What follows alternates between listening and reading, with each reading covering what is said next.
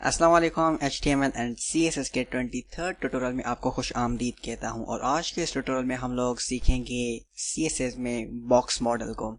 जब भी कोई आपके सामने बॉक्स मॉडल कहे तो आप फौरन से समझ जाएं कि यहाँ पर डिज़ाइन एंड लेआउट की बात हो रही है, क्योंकि बॉक्स मॉडल में हम बॉक्सेस बनाते हैं एंड इनको डिज़ाइन करते हैं। अक्सर आपने लेआउट्स देखी होंगी, टेम्पलेट्स देखी होंगी, उनमें डिफरेंट साइड बार्स होते हैं, मेन कंटेंट होता है, हेडर होता है, फुटर होता है, ये सारे हमारे पास बॉक्सेस होते हैं।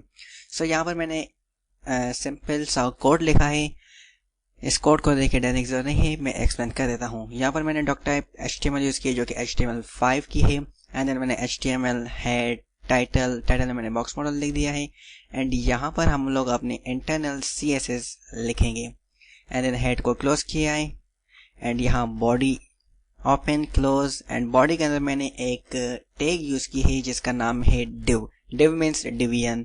हम लोग जितने भी साइड बार्स वगैरह हम बनाते हैं अपने, वो div के थ्रू बनाते हैं।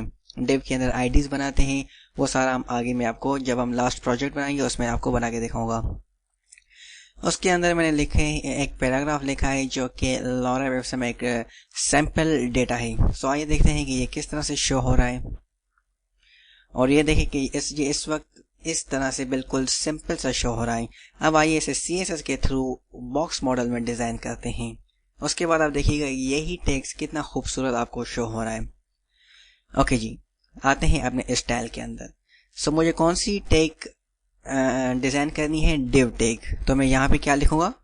It is very common, div लिखूंगा, एंड देन div को मुझे अब डिजाइन करना है। अब मैं यहाँ पर कुछ चीजें चाहता हूँ कि मेरी div ऐसी होनी चाहिए। सबसे पहले मैं अपनी विड्थ सेट करना चाहता हूँ। जैसे ये यहाँ पे पूरे ब्राउज़र की स्क्रीन पे शो हो रहा है, मैं चाहता हूँ कि ये इसकी जो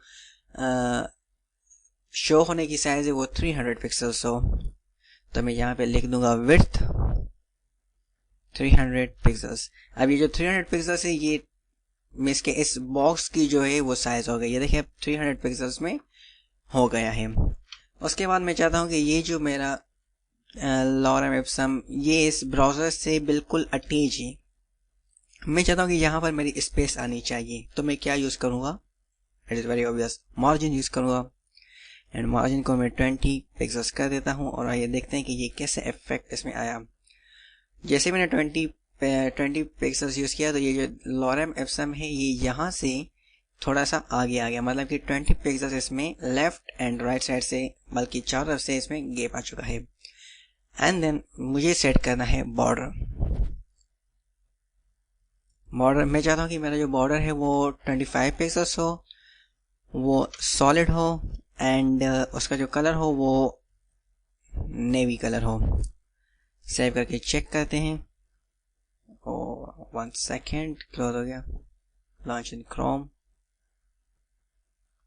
और ये देखिए हमारा इसमें जो है बॉर्डर कलर आ चुका है। अब मैं चाहता हूँ कि ये जो मेरा लॉरम एप्सम लिखा हुआ है इसमें एक बैकग्राउंड कलर आ जाए, ताकि ये थोड़ा सा खूबसूरत दिखाई दे। तो इसके लिए मैं इसका बैकग्राउंड कलर सेट कर देता हूँ। बैकग्राउंड कलर एंड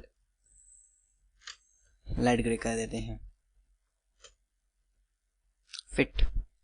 एंड मैं चाहता हूँ कि ये जो मेरा लॉरम एप्सम लिखा है ब्लैक कलर में, ये चलें ठीक है, ब्लैक में ही फिट है।